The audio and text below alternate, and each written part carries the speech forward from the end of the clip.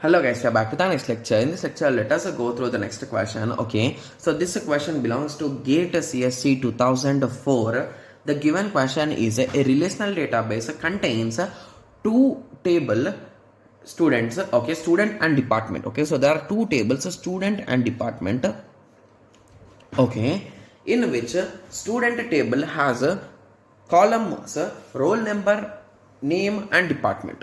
Okay, so roll number, name and department number or department ID, and department table contains columns, department ID and department name. Okay, so now the following insertions were executed successfully to populate the empty tables. Okay, so to populate the empty table, so basically these statements have been applied on an empty table and these entries have been successfully done. So now the question is, how many rows and columns will be retrieved by the SQL statement? Okay, so now this question seems to be a bit interesting, right? So here they clearly give the details. So in a department table we are having 1 comma max, 2 comma physics, and on the other hand when it comes to student table, in student table we are having 1 N1, 2 M2, 3 G1.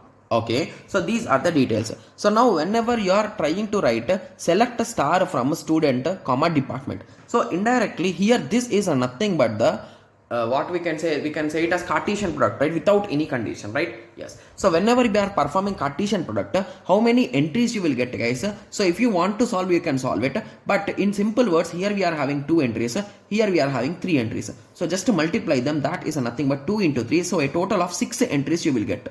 That is nothing but 6 rows, and each and every column is different here, right? Indirectly, yes, because the reason why I am saying they are different is because here we did not write any condition. There is no checking in between them, right? So the final table will contain in this way, right? So first they wrote student number. So let us write first student things. So roll number, name, department ID, and on the other hand, so for this they will keep some student dot department ID. For this they will keep department dot department ID, comma, the next value will be what, guys? Department name.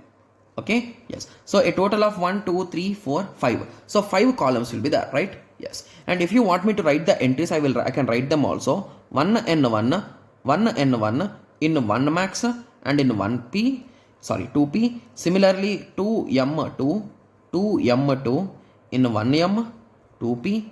Similarly 3g1, 3g1 in 1m, 1p. So indirectly in this way the 6 entries will be there, and these are the 5 columns. So option D will be the most appropriate correct answer. Got it? Yes. And to be clear, this is a direct question based on the concept of what, guys? A Cartesian product, right? Yes. And we have clearly took a few examples on this, right? Yes. So I hope everyone got a clear idea on this. So in the next lecture, let us continue with the next question. Okay? Yes. So let us meet in the next lecture. Thank you. Thanks for watching.